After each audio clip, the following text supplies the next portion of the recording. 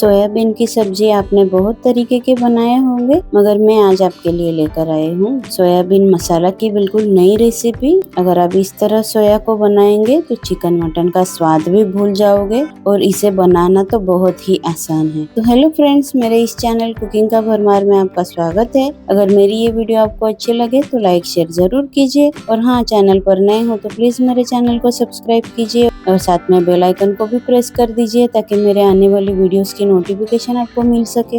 ये देखिए, यहाँ पर मैंने 250 ग्राम सोयाबीन लिया है, आप देख सकते हैं। अब इसमें हम थोड़ा गर्म पानी डालेंगे और ये देखिए इस तरह से गर्म पानी डालना है और इसे अब 10 मिनट के लिए साइड में रख देते हैं ताकि सोयाबीन अच्छे से सोक हो जाए। ये देखिए, सोयाबीन को मैंने गर्म पानी में 10 मिनट के लिए रखा था। अब सारा पानी इसका निकाल लिया है। अब इसे हम मैरिनेट करते हैं। थोड़े मसाले डालेंगे, 1.5 चम्मच धनिया पाउडर, 1 चम्मच गरम मसाला, 1 चम्मच कश्मीरी लाल मिर्च पाउडर, 1/4 चम्मच हल्दी पाउडर, 1 चम्मच कसूरी मेथी, बहुत सारा हरा धनिया बारीक कटा हुआ। अब इसमें हम डालेंगे 1 कप दही और डालेंगे स्वाद अनुसार नमक। अभी सबको अच्छे से मिक्स कर लेना है। और ये देखिए, सबको मैंने अच्छे से मिक्स कर लिया, आप देख सकते हैं। अब इसे हम साइड में रखते हैं और आगे की तैयारी कर लेते हैं फटाफट से। ये देखिए, गैस पर कढ़ाई मैंने चढ़ा दी है। अब इसमें हम 2 चम्मच ऑयल डालेंगे। ऑयल को अच्छे से गर्म होने देना है। अब इसमें थोड़े से खड़े मसाले डालेंगे, 1 तेज पत्ता, 1 चम्मच जीरा, 6 से 7 काली मिरी, 2 लौंग, 1 टुकड़ा दालचीनी का, 2 हरी इलायची।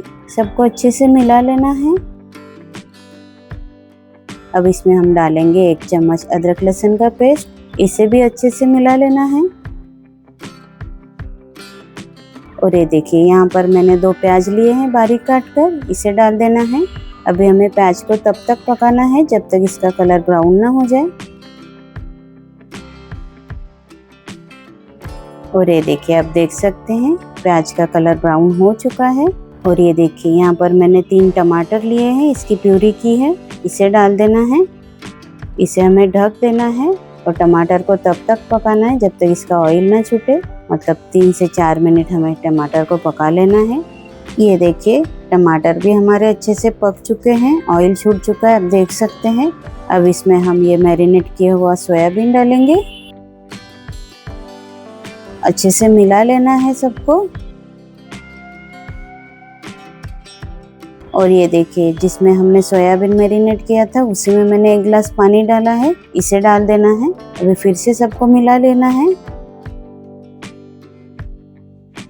अभी इसे ढककर 10 से 15 मिनट अच्छे से पका लेना है।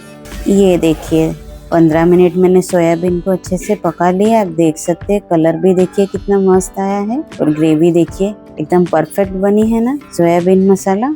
अब इसमें हम हरा धनिया डालेंगे बारीक काट कर, इसे भी मिक्स कर लेना है। और चलिए इसे गर्मा गर्म सर्व करते हैं।